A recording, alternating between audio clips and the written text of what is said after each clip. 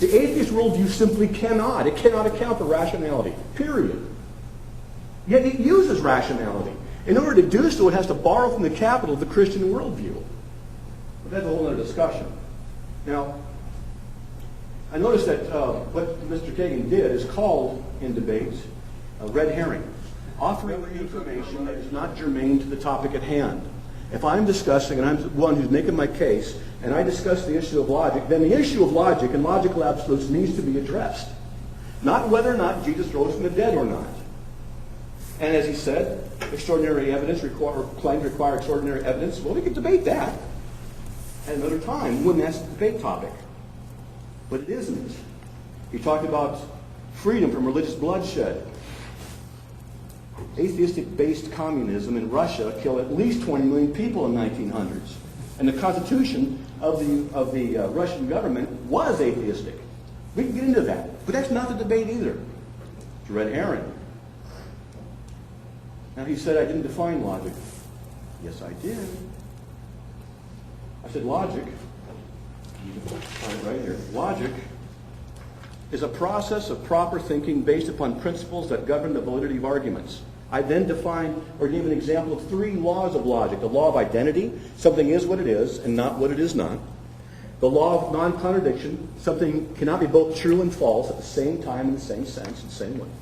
And the law of excluded middle, a statement's either true or false. I'm pregnant. Not true. Not kind of true, not kind of false. It's excluded. It's in the middle. That's how logic is. A lot of people don't know this, and I know a lot of you don't know that, because I don't believe, this is my opinion, I'm going to probably offend some of you, I don't think they teach you how to think very well here in school. Now, if you want to argue with me about that, bring a logical argument after the class. All right, sit down, and we'll talk about it, okay? Now, I'm not trying to be offensive, that's my opinion. All right?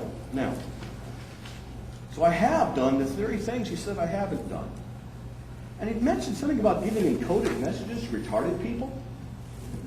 Want to put this on the moon or the TV?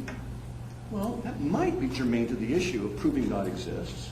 But then I would ask the question, why would God be required to do it your way? Is God the answer to you? I want a gigantic symbol on the moon. Now, Frank in the room said, I'm sorry. I need to have the evidence my way, or I will refuse to believe the facts. What's the logical requirement?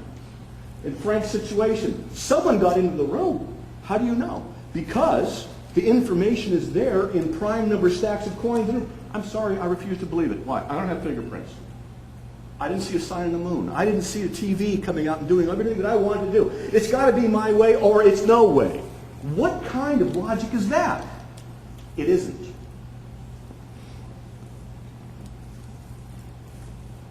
Now, to say that these are encoded messages to retarded people is a condescending remark. Saying that Paul the Apostle was retarded. John the Apostle, retarded people. It's basically an ad hominem attack, a logical fallacy. Now, you mentioned the flood. Okay, what's the flood got to do with this? You want to talk about the validity of the Bible? We could. We could talk about genetics and stuff like that, and interbreeding couples, and how long it would take to have different races, what we call races, and things like that. We could do that. You talk about God's kid getting killed, buried and raised 3 days, 3 nights. All you need to do is believe in that to be saved forever. No, just not. Look, trust me, I know this stuff. I've been teaching this stuff and debating for 28 years. My wife says, you got it bad. It's not simply that you've got to believe in the resurrection of Christ, because even the enemy of the gospel himself believes that God exists. James 2:19. Believing that something exists doesn't mean you're putting your trust and your faith in it. The devil believes as well. So what? That's not what saves you. It's trust in the resurrection of Christ, who has performed what's called a propitiatory sacrifice that's efficacious. In other words, he died in our place so we don't have to go to hell because we couldn't please an infinitely righteous God. Because there is a God. He's a transcendent God who's the author of logic, who has authored what it is that we use in order to think, in order to be rational. And without his existence, he's a necessary being. Without his existence, we can have no way of rationally discussing anything. Because without him, you have nothing except the chemistry in the brain, or accept the idea that logic, as he has said, is an invention of man. We are the ones who developed it, like we did mathematics. But that cannot work, and I already addressed that in my argument, opening statement. The reason is because my mind is different than Mr. Kagin's and Edwin's and yours, and we will disagree on things. Logic cannot be the product of human minds because human minds are different. And because they're different, they cannot be the result. They can't be the thing that author logic because logic transcends our minds. If you think it's true and it isn't, who cares what you think? Truth is not dependent upon your preferences. Man, when I woke up in the hospital after a really bad accident, 1976, I mean, tubes everywhere, the doctors sewing my eye back together. You don't want to drive over a cliff in your 1967 totally cool SS Camaro. You don't want to do that, okay? Come up close, it's my teeth, my scars, all right? The truth intruded on me. I didn't care for it at all. But truth doesn't care about what you want. Truth is independent of your feelings. Truth is what it is. How are you going to apply truth to your life? And on what basis do you justify even being rational? If you're an atheist, on what basis? Because it's out of chemistry, the human mind? That logic depends on what you think, right? That nothing is really obligatorily right or wrong. It's only a result of chemical reactions. Where did it come from? That's the issue of the argument. The Christian worldview can't account for it. And how does it do so? We're thinking the thoughts of God after him, the transcendent being who is not restricted to our space and our time, but is beyond it. And we are thinking his thoughts after him in that way. He's who has authored the principles and the laws of logic. Now, you got a better explanation, you give it to me. I'm dead serious. You got a better one, give it to me because I want to hear it. I'm not afraid of facts. I'm not afraid of the truth. And I hope that you're not either. Don't be like Frank and refuse to believe the evidence. The evidence that doesn't fit into your pocket doesn't mean that it's not there. How does an atheist account for the existence of logic and logical absolutes? That's the question. From the Christian worldview, we can answer it.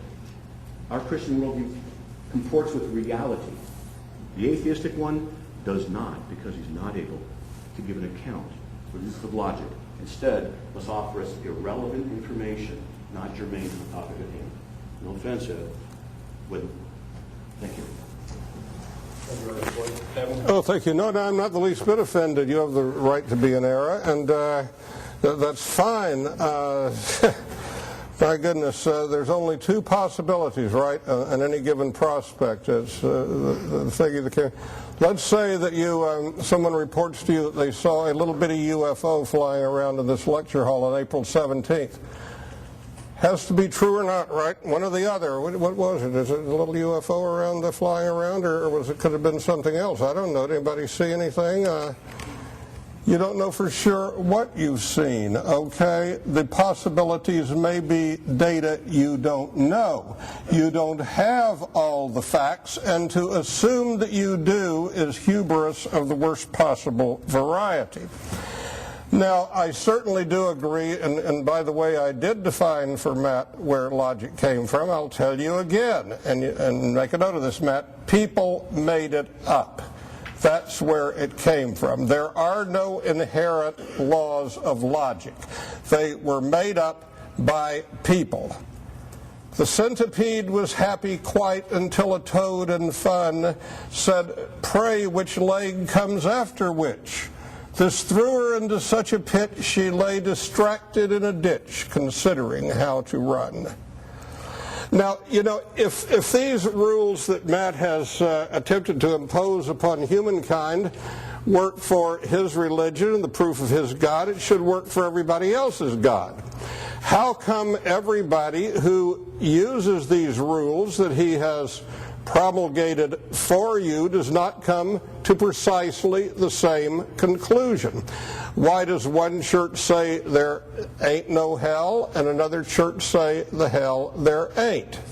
Why does the religion of Islam say that you go to hell if you believe that God had a child that rose from the dead, and Christianity says you go to hell if you don't believe that?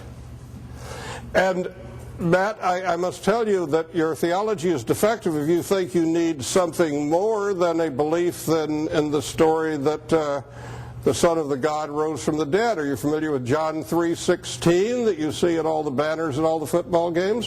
For God so loved the world that he gave his only begotten Son, that whosoever believeth in him shall not perish but have everlasting life. That's the story. That's the Christian message. You believe that, you go to heaven. You don't believe that, you're toast, you're cosmic flotsam, and you are doomed. So how can you be happy?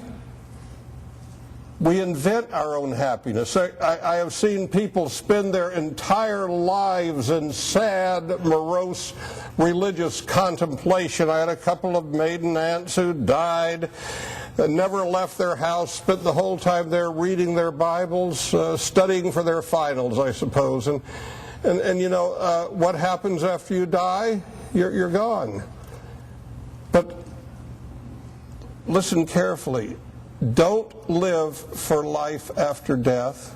Live for life before death.